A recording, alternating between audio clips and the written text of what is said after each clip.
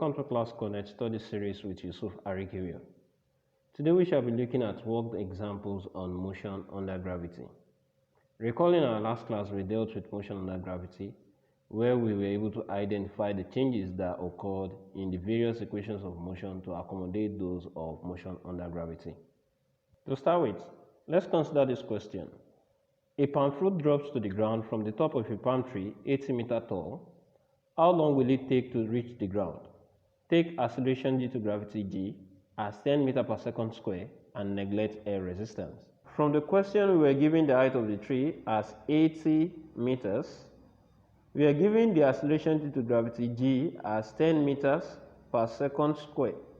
We are also told to neglect air resistance, and we are told to obtain the time it will take the palm fruit to reach the ground. So that we shall recall that h equals ut plus half gt squared. However, when a body comes from a height, the initial velocity u is equal to 0. So that the formula becomes h equals half gt squared. Making t the subject of the formula, we shall have t equals the square root of 2h divided by g. And by substitution, we shall have that t equals the square root of 2 multiplied by 80 divided by 10, which becomes the square root of 160 divided by 10, and of course the square root of 16. Therefore, t will be equal to 4 seconds. It therefore means that it took the palm fruit 4 seconds to get to the level ground. Additionally, let's consider this question. At what velocity must a ball be launched vertically upward to get to the top of a 20-meter tall building in 4 seconds? Neglect air resistance. From the question, we were given the height of the building as 20 meters, the time of travel as 4 seconds. We were told to obtain the velocity with which the ball must be launched to get to the height in 4 seconds. From this parameter given, we know that the body is moving against the gravitational pull of the earth, and as such, the acceleration due to gravity will be negative. So that we have the formula as h equals ut minus half gt squared. And already we know g as 10 meters per second square, or 9.8 meters per second square. But we shall use 10 meters per second square for convenience, so that by substitution we shall have 20 equals u times 4 minus half times 10 times 4 squared. This becomes 20 equals 4u minus half times 10 times 16.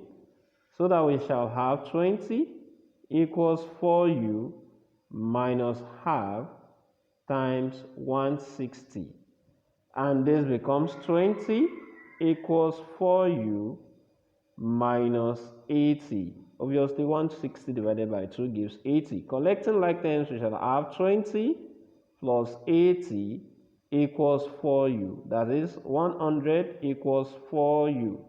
If we divide through by 4, we shall have 100 divided by 4 equals 4u divided by 4. So that we shall have 25 equals u.